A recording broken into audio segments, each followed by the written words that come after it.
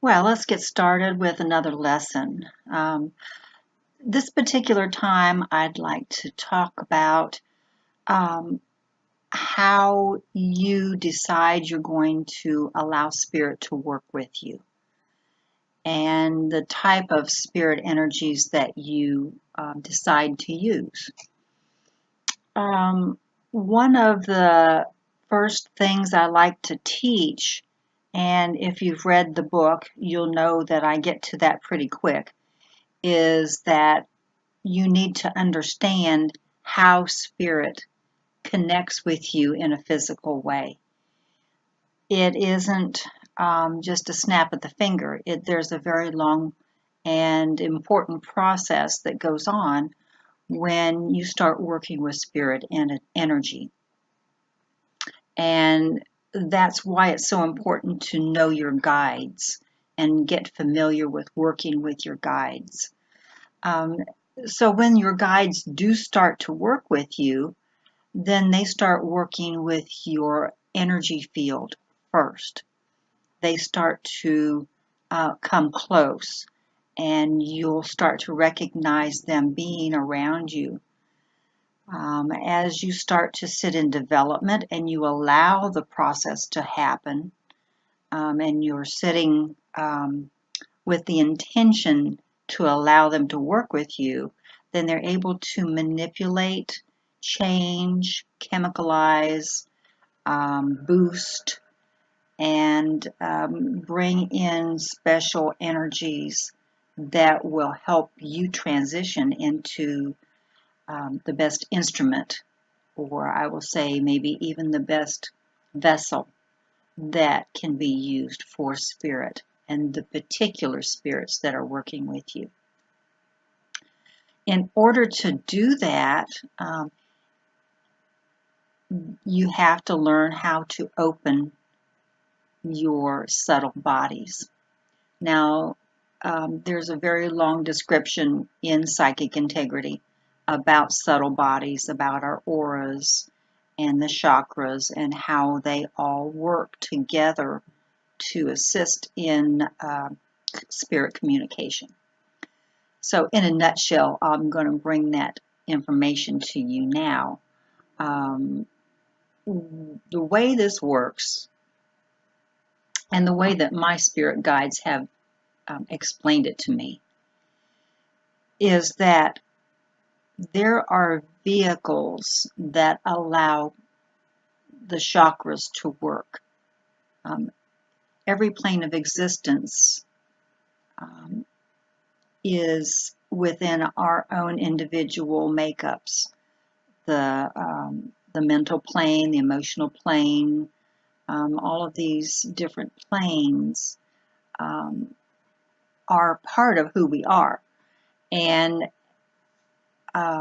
each one of those planes is represented by a chakra. That's an energy point. And the subtle bodies are kind of the vehicle for the chakra or the energy centers to work. They control what's going on. So our normal state of being as a human is for all of our subtle bodies to be close to us. And that's why it's easy to see an aura of someone, is because we normally have a very tight, close-knit, intense, or highly packed aura around us that keeps us safe. It creates a shield, or kind of like the shell of an egg. You know, it holds us all together. Even though we are everything and we are all things, and we blend our energies with everything out there, we still are individuals. We have entity. We are a human entity on our own. So we personalize and individualize that by containing it predominantly within this shell. And all the seven subtle bodies correspond with the chakras. So when we are tight and close and protective, then we don't feel a lot of energy from other people or events or thought forms. We're protected from that. They kind of just bounce off of our protective shell. And that's the best way for a human being to maneuver and operate. That's the safest way. That's the best way that you can be protected from other thoughts, other thought forms. So, in order to communicate with spirit, which is a different plane of existence, it's a different dimension, we have to be able to open ourselves to that. And opening means that each of the subtle bodies needs to expand or open up so that the spirit energy can connect to our energy. It can do that even if we don't open up, because we have intuition. We work with our spirit guides normally, but to have spirit communication in a developmental way or unfolding our gifts, it's the best that we learn to open our subtle bodies. I think it's important for you to look at the book, and I may actually make a PDF of some of that chapter so that you can look over it if you don't have the book or you just want to use it to refresh what you might have already read. But knowing how to, how should I say this? Knowing the best way to open your subtle bodies and know exactly what subtle bodies are, it's good to know those things, but it's not essential for you to know how to do it. I always think it's important to know how a mechanism works if you're going to use it. So to have a little bit of working knowledge is an important thing. But all I want you to recognize right now is that these subtle bodies play an important role in the way that you communicate with other people, how you receive other people's energy, and how you connect with your spirit guides and those that you want to work with in mediumship. So the best way to describe this would be, imagine that each subtle body, which is the vehicle for your chakra, each subtle body is an umbrella. You have 7 umbrellas, and you want to open them to allow spirit to work with you. Now, don't just go opening them because I say for you to. I want you to be comfortable with who your spirit guides are, and I want you to always invite them in and the highest vibrational entities to work with you before you go opening your subtle bodies. But if you'll just close your eyes for a moment and pretend that you have 7 umbrellas. And these umbrellas are protecting you and basically closed right now.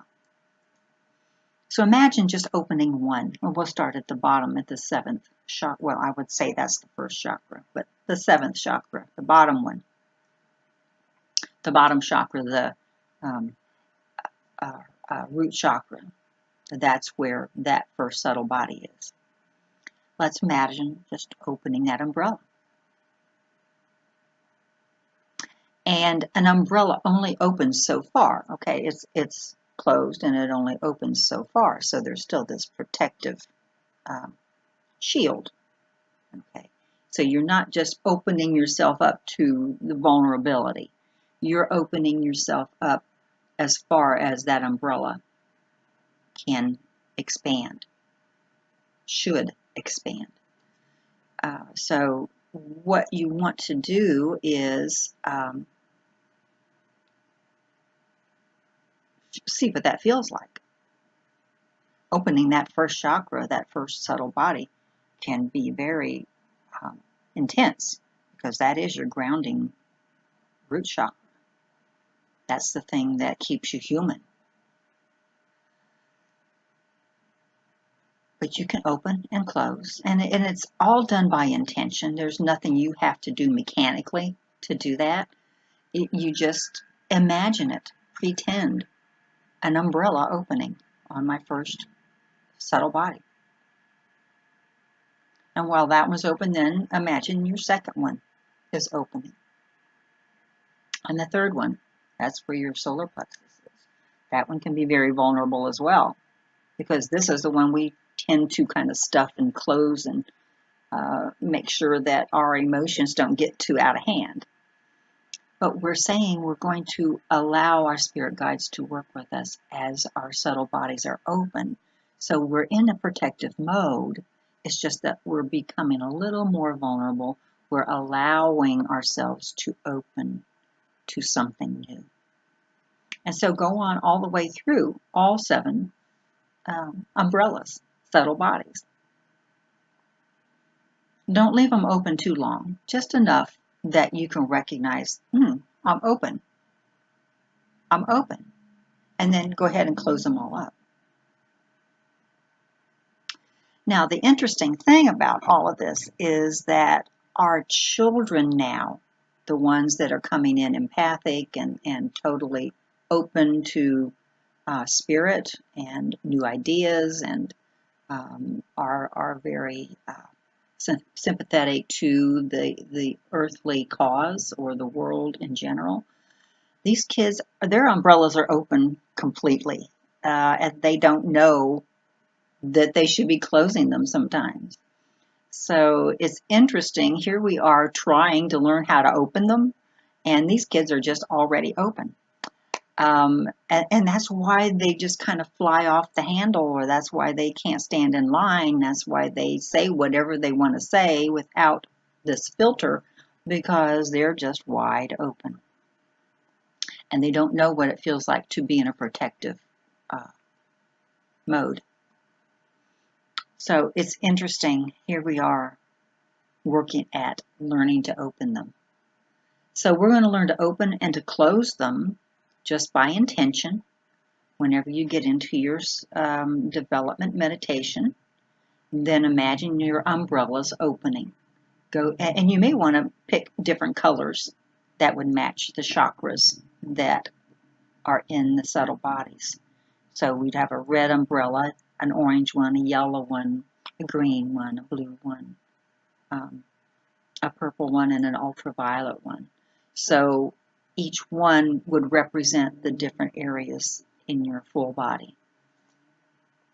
So you open them to communicate, and you allow your spirit guides to know that's what I'm doing. I'm sitting down to be open to communicate with you. I want to process this new opportunity, and I want to be totally laid open so I can receive the things that you're here to teach me and to help me with, and to work with my energy field, and maybe even work with my body to help me become stronger in the core of who I am, in the vibration of who I am. They work with us in many, many different ways, but allow your spirit guides to know that's what you're doing. Then when you complete your meditation and you say thank you to your guides for working with you, then pretend or mentally visualize all of those umbrellas closing again. Start at the ones that was last, the top one, and then close them all down. So it's open and it's closed. And after a while, it will be that quick. Once you get the visual and the feeling and the imagination of what all that is and the color, you'll see the rainbow. You go, I'm open and I'm closed. It's just going to be that quick. But to do it specifically, it's going to take a few minutes to start with.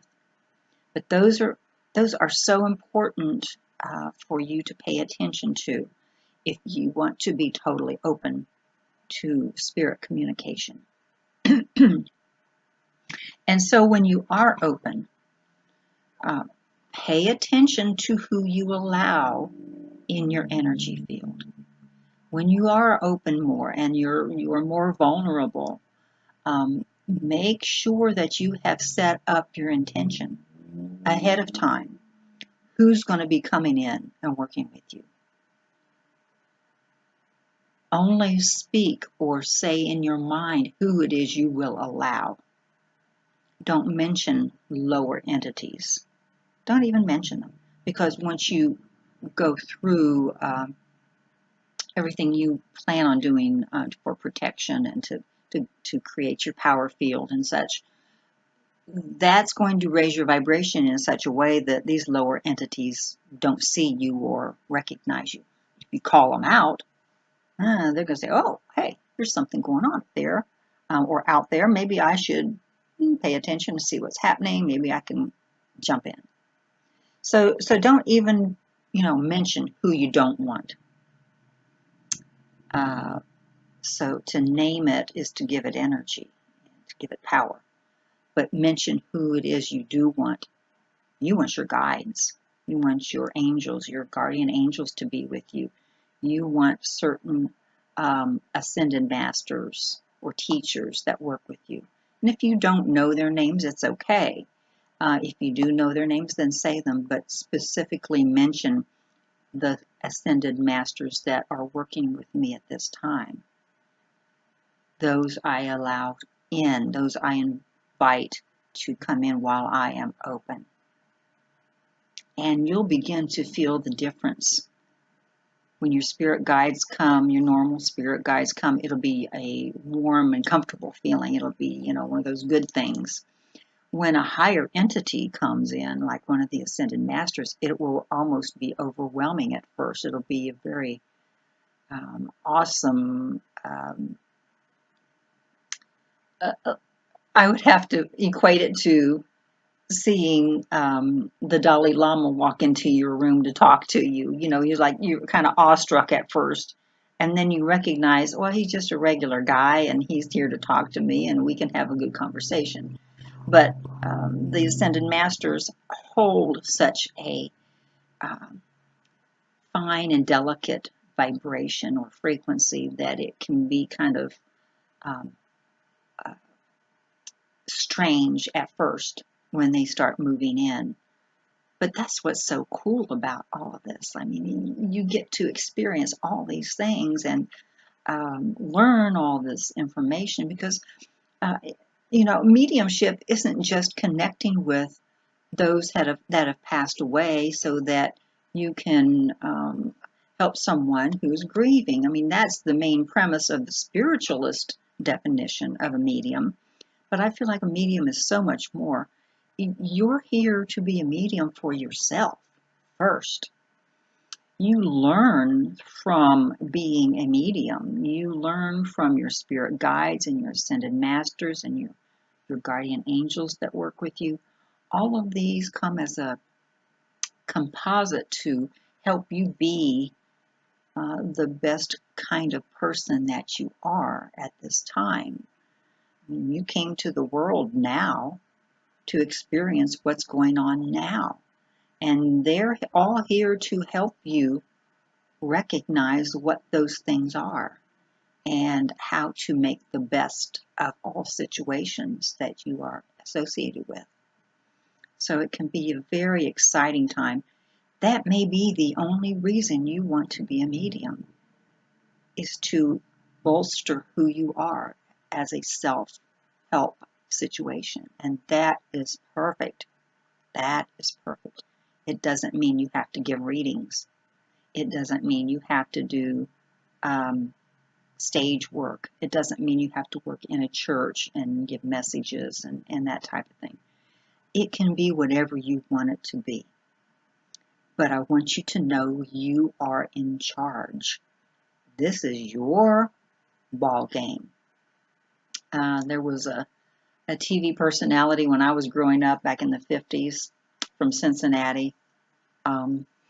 His name escapes me for the moment, but he was on channel, I don't know, it was I don't know. I don't even remember now. CBS channel in Cincinnati came on in the mornings, and he said, "You run your railroad, and I'll run my railroad." Everybody has their own path in life, and nobody can tell you what to do. Nobody can make you do what you do.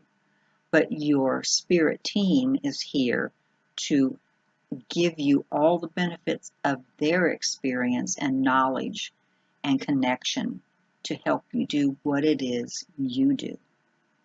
And I'll have to say this as well. I'm here to give you some